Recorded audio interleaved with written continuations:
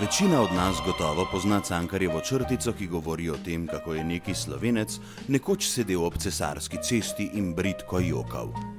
It's hard for me to smile, I feel like crying. Mimo je prišel Jezus, ki je v tistih časih pač hodil po širnem svetu. Ustavil se je ob jokajočem, ga začel tolažiti in ga naposled vprašal, zakaj joka. Nesrečnik mu je odgovoril: Slovenec sem. Jezus je prisedel k njemu in se tudi sam bridko razjokal. It's hard for me to smile, I feel like crying. Yet I always manage to grin. Friends won't know the pain that I feel or know the misery I'm in. No, tedaj je minilo že veliko časa in razmere so se zelo izboljšale. Te dni smo denimo izvedeli, kako je vlada Alenke Bratušek uspešno rešila naše letalo, da ni strmoglavilo. Očitno pa se nam obrača na bolje tudi v vseh drugih pogledih. Tako smo od tiskovnega predstavnika sedeža svetega Petra v nebesih prejeli sporočilo, da se Jezus, ko gre za Slovence, nič več ne joče, ampak samo še krohoče.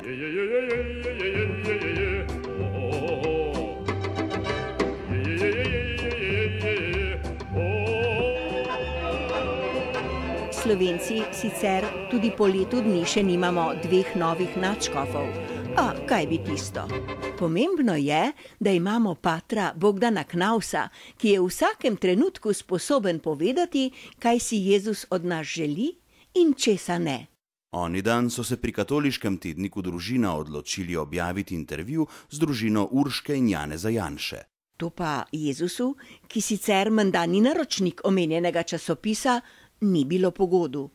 Tako vsaj trdi pater Knaus, ki je o dogajanju nemudoma obvestil ordinarja ljubljanske nadškofije Andreja Glavana s prošnjo, da objavo prepreči.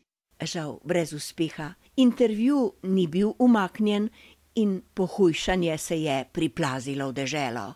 Nekateri brezbožniki so celo trdili, da se nič ne zgodi, če Bog tega ne dopusti in da je torej tudi objava tega intervjuja v skladu z Božjo voljo.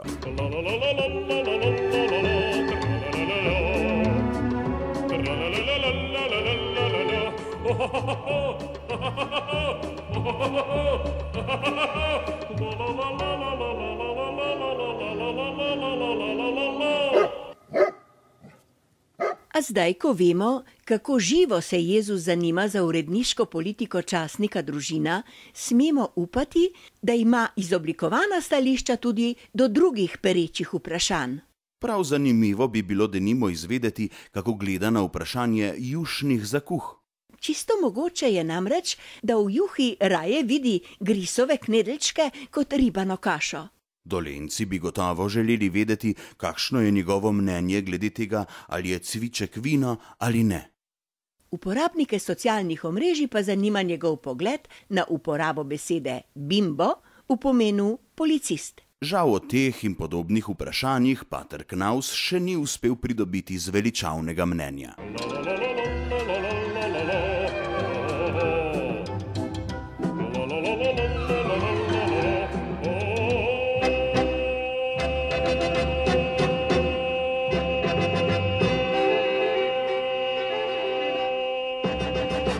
Glede na dogajanje, ki smo mu priča, pa se zdi, da skrb za uredniško politiko slovenskih katoliških medijev ni edino področje, s katerim se zadnje čase ukvarja Jezus. Spomnimo se denimo nagovora državljanom, ki ga je imela premierka Alenka Bratušek ob prvi obletnici svojega umnega vodenja države. Ob naštevanju doseženih uspehov se je premierka pohvalila, kako je njena vlada naredila konec brezglavemu varčevanju. Razsvetljenje glede škodljivosti brezglavega varčevanja je tako izjemna domislica, da gotovo ni zrasla na zelniku magistrice Alenke Bratušek in njenih svetovalcev brez posredovanja od zgoraj. za nekaj podobnega gre bržkone pri razsvetljenju poslanke Andreje Črnak Meglič, ki je imelo za posledico, da ta ni vklopila razuma, ampak je, ker vsako delo šteje, izplačala gospe, ki čisti njeno stanovanje, zaslužek kar na roko. Finančni minister Uroš Čufer je očitno bogatejši za izkušnjo večnosti. Ta je nedvomno botorovala njegovi odločitvi, da višji DDV, ki je bil sicer mišljen kot začasni ukrep, ohrani do sodnega dne. Ob naštevanju nadnaravnih posegov, ki smo jim priča na slovenskem političnem prizorišču, pa seveda ne moremo mimo cikličnega očiščevanja etične podobe ministra Gregorja Viranta. Vsakokratno vstajenje njegove moralnosti, ki se kot ptič Feniks dvigne iz pepela, je že samo po sebi mistično doživetje. It's hard for me to smile, I feel like crying.